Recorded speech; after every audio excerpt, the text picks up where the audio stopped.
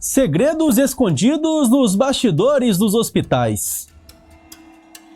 Decisões tomadas no silêncio, mas que carregam impactos profundos. O que acontece em salas que você nunca viu e nem imaginou? Você assiste a partir de agora o que acontece com os fetos mortos.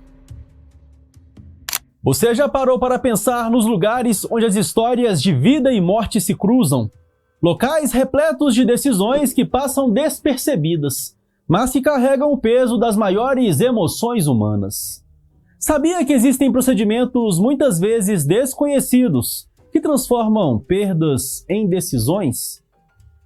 Eu sou Eberton Lopes e hoje eu vim te mostrar o destino dos fetos que não sobrevivem. Uma jornada que mistura procedimentos médicos, escolhas familiares e questões legais que poucos conhecem. Antes de continuar, eu te peço, deixe o seu like, inscreva-se no canal e ative as notificações para receber mais conteúdos com esse nível de profundidade.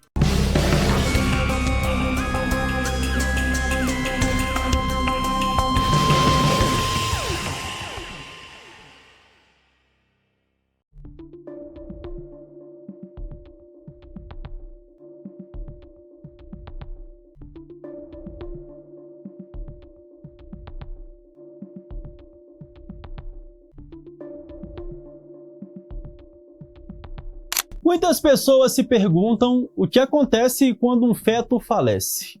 Hoje nós vamos desvendar esse assunto delicado e explicar detalhadamente cada passo.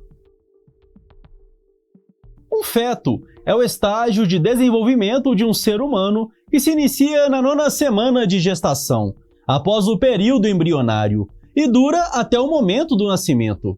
Nesse período, todos os órgãos e sistemas do corpo começam a crescer e se maturar, se preparando para a vida fora do útero. Logo no início desse estágio, o feto pode medir cerca de 30 milímetros e pesar apenas 8 gramas, sendo a cabeça responsável por quase metade do seu tamanho. Durante a gestação, ele depende totalmente da mãe para sobreviver, recebendo oxigênio e nutrientes através da placenta e do cordão umbilical. Infelizmente, nem todos os fetos conseguem chegar vivos até o fim da gestação. Mas o que acontece com os pequenos corpos? Antes de entender isso, é importante saber que existem diferentes situações em que essa vida é interrompida. Os abortos espontâneos, por exemplo, ocorrem naturalmente em qualquer estágio da gravidez, sem nenhum tipo de interferência externa.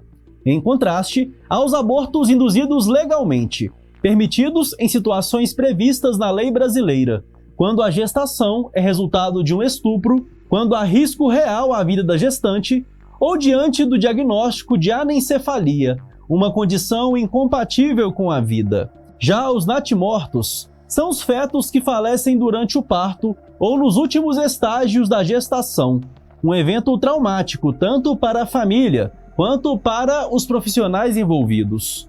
No entanto, há também uma realidade penosa: os abortos clandestinos, realizados em condições ilegais e sem supervisão médica. Esses procedimentos, comuns em situações de vulnerabilidade, expõem as mulheres a riscos graves, como infecções, hemorragias e, inclusive, a morte.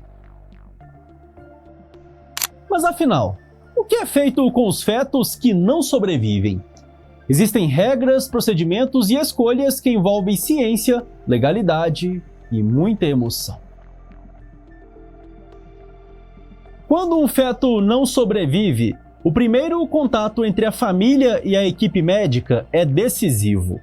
Nesse momento de extremo luto e vulnerabilidade, a prioridade é garantir um acolhimento humanizado. O ideal é que profissionais do hospital, como médicos, enfermeiros e psicólogos, se reúnam para oferecer suporte imediato, providenciando informações claras e criando um espaço onde os pais possam expressar suas dores e dúvidas sem julgamentos. Cada família reage de forma única à perda, e é essencial que a equipe respeite esse processo, sem pressões ou expectativas impróprias. Após o primeiro contato, chega uma das decisões mais difíceis. O que fazer em relação ao destino final do feto? A equipe médica deve apresentar as alternativas disponíveis, explicando detalhadamente cada uma delas para auxiliar os pais na tomada de uma decisão consciente.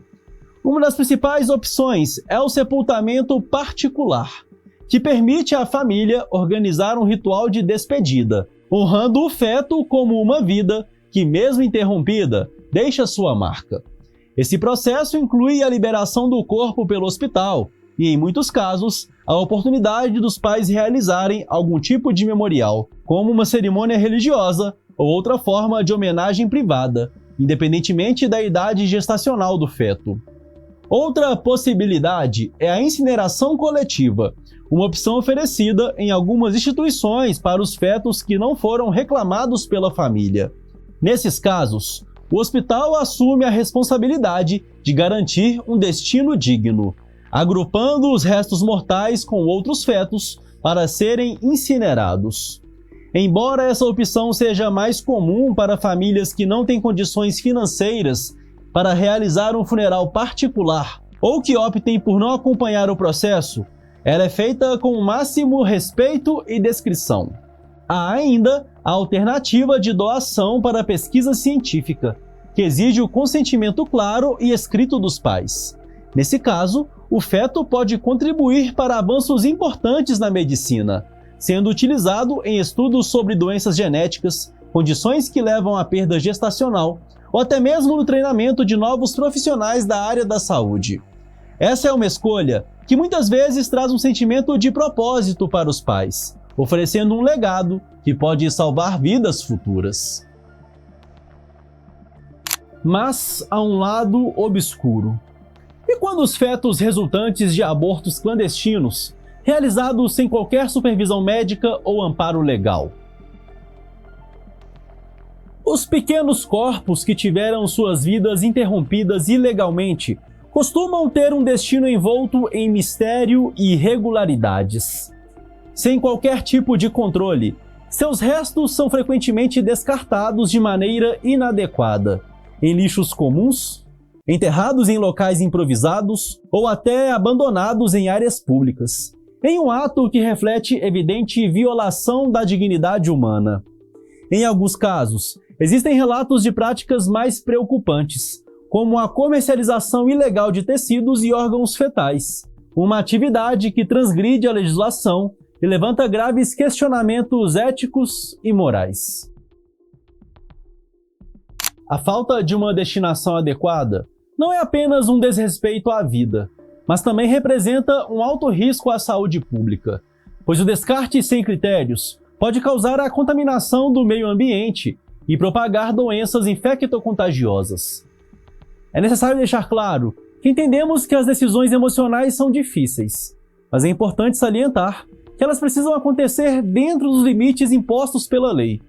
O que diz a legislação brasileira sobre a destinação de fetos abortados?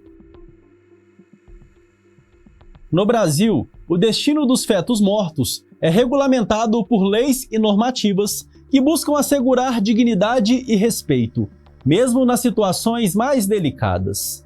Essa regulamentação prevê parâmetros claros e específicos, baseados na idade gestacional e no peso dos fetos, além de levar em consideração as circunstâncias ligadas à morte. Para fetos que possuem 500 gramas ou mais, ou que estejam com gestação superior a 20 semanas, o sepultamento ou cremação é uma exigência legal. Essas diretrizes refletem um compromisso com a dignidade humana, entendendo que nessas condições, o feto é considerado mais que uma entidade biológica, mas sim um ser em fase avançada de desenvolvimento. Nesses casos, hospitais e famílias precisam seguir um processo formal que inclui a emissão de documentos adequados, como atestado de óbito, registrando-o oficialmente.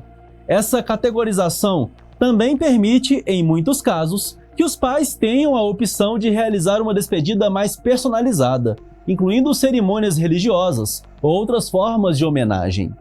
Já para os fetos que não se enquadram nesses critérios, ou seja, com peso inferior a 500 gramas, ou gestações com menos de 20 semanas, a legislação é mais flexível.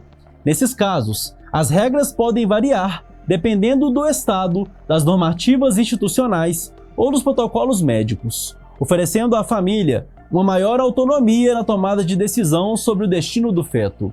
Isso geralmente permite que a família opte entre deixar o feto sob o cuidado da instituição médica, que costuma adotar procedimentos como a incineração hospitalar, ou solicitar a liberação do corpo para um sepultamento particular.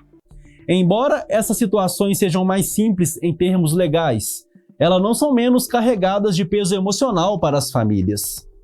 Em situações em que há suspeita de irregularidades ou crimes, como em possíveis abortos ilegais, ou nos casos de liberação da gestação envolvendo mortes com fatores externos suspeitos, o destino dos fetos é diferente.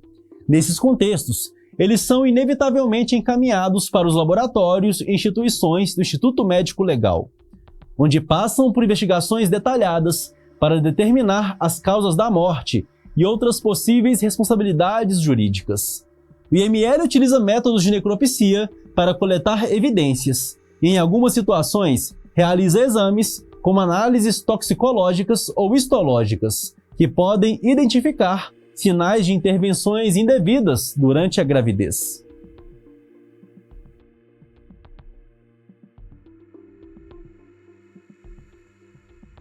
E algumas decisões podem ajudar a salvar vidas no futuro.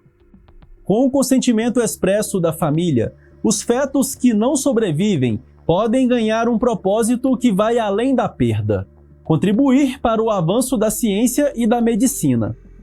Nesses casos, a doação se torna um verdadeiro legado, uma forma de transformar um momento de dor em uma possibilidade de salvar vidas futuras.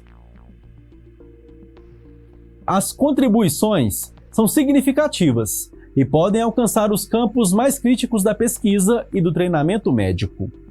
Uma das áreas mais impactadas por esse tipo de doação é a pesquisa de doenças genéticas, foco indispensável para a medicina moderna. A compreensão do funcionamento de mutações genéticas, alterações cromossômicas ou condições que podem levar a perdas gestacionais depende diretamente do acesso a fetos para estudo. Essas pesquisas ajudam a identificar a origem de certas doenças, como também desenvolvem novas terapias, buscando prevenir ou tratar essas condições em futuras gerações. Ao doar para propósitos como esse, as famílias acabam contribuindo para que outras não passem pela mesma experiência de perda. Outra contribuição importante é para os estudos sobre o desenvolvimento humano, que nos ajudam a explorar os primeiros estágios da vida. Essas pesquisas abrem caminho para a melhora no entendimento das causas de complicações durante a gestação, como desordens de crescimento fetal ou malformações congênitas. A partir dessas análises, os cientistas podem desenvolver soluções mais eficazes para monitorar gravidezes de alto risco e, consequentemente, reduzir a mortalidade materna e neonatal. Além disso, as doações são essenciais para o treinamento de futuros médicos e profissionais da saúde. Durante os estudos na medicina, os alunos não aprendem apenas sobre a prática clínica, mas também sobre procedimentos cirúrgicos, anatomia e outras especialidades. O acesso a fetos como ferramenta de ensino permite que esses futuros profissionais se preparem para atender de forma melhor tanto as gestantes quanto os bebês nas situações mais críticas. Esse treinamento detalhado é um dos elementos que asseguram que a medicina continue a evoluir, resultando em profissionais mais qualificados nos melhores cuidados possíveis para pacientes. Por mais delicado que o assunto seja, entender o destino dos fetos é uma forma de enaltecer o respeito à vida, mesmo em seus momentos mais frágeis.